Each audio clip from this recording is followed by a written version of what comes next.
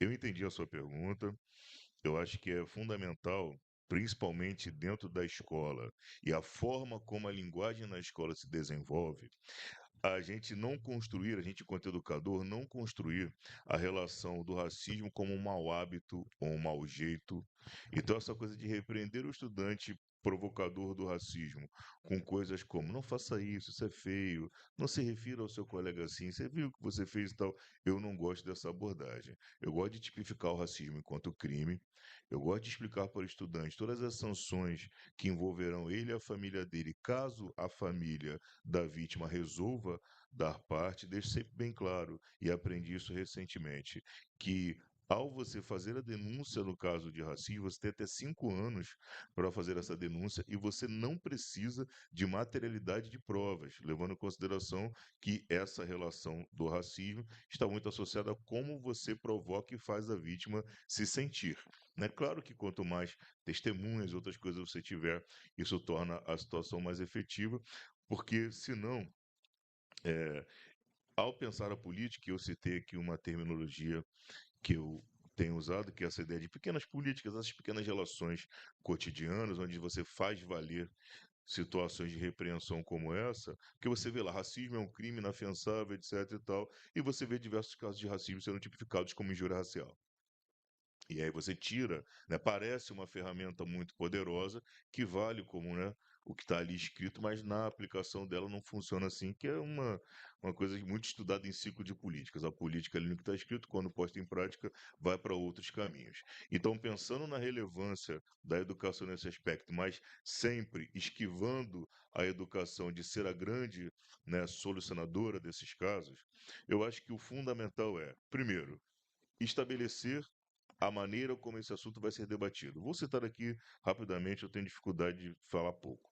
Eh, Trabalho com o conceito e discussão sobre África na geografia entra no currículo do oitavo ano.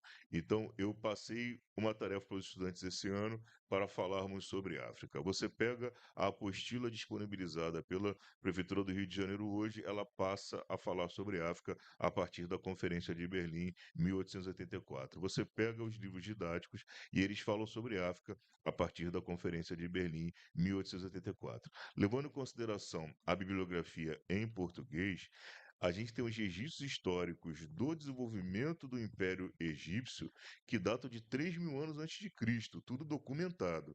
Então, se eu admito dentro da minha escola e dentro do meu currículo que a África seja observada a partir da conferência, do recorte que foi feito da África pelos países europeus, eu estou, através do currículo e através da narrativa sendo construída, determinando a escolha que eu estou fazendo.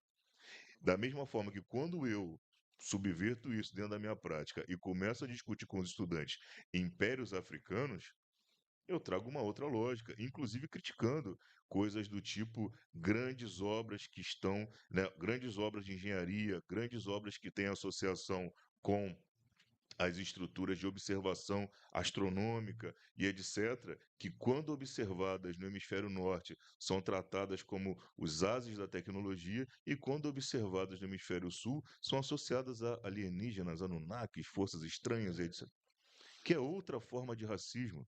Né? Então, fazer esse recorte, eu acho que eu estou construindo uma relação, primeiro, de relevância com intelectualidade, que eu acho que é uma grande questão aí.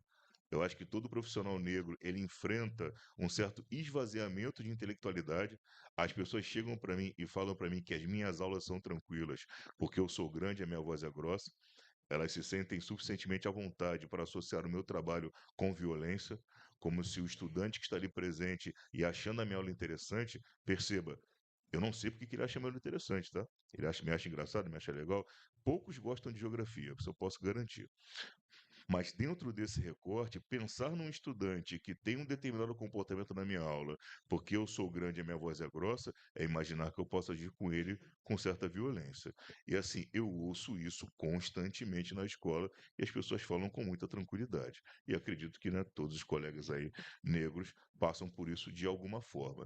Então, você tem um borogodó, você tem um negócio, é sempre uma coisa assim. Você não senta, estuda, se prepare, busca se dinamizar, não tem isso. Então, pode ser que um alienígena veio aqui e me ensinou a dar aula de geografia, né? Alguns canais adoram esse tipo de abordagem. Então, esse é um tipo de combate que eu entendo que vai fortalecer relações de identificação com reis, rainhas, príncipes, princesas, com a mitologia, com uma série de questões que são assuntos que as pessoas adoram, né? Então eu posso falar sobre o Thor e posso vender revistinha do Thor e tal, mas eu falo Xangô, o pessoal já fica aqui e sai correndo. Então por quê? Né?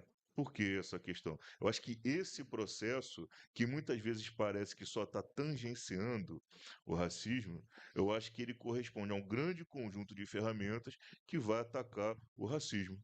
E ao que nós estamos atrelados? A um determinado imediatismo que existe sobre essas ações, que é problemático.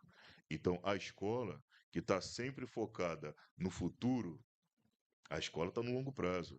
Então, não tenho como dizer para você, olha, eu vou fazer uma oficina sobre educação antirracista e garanto a você que a partir de quinta-feira nunca mais ocorrerá racismo na sua escola. Isso é inviável. Mas trabalhar numa oficina de educação antirracista pode, inclusive, aumentar os casos de racismo naquele espaço, porque as pessoas vão passar a ter uma percepção mais apurada do que está acontecendo. Então, frase que você usou muito boa, a gente não tem solução simples para questões complexas. É fundamental que a gente faça observação.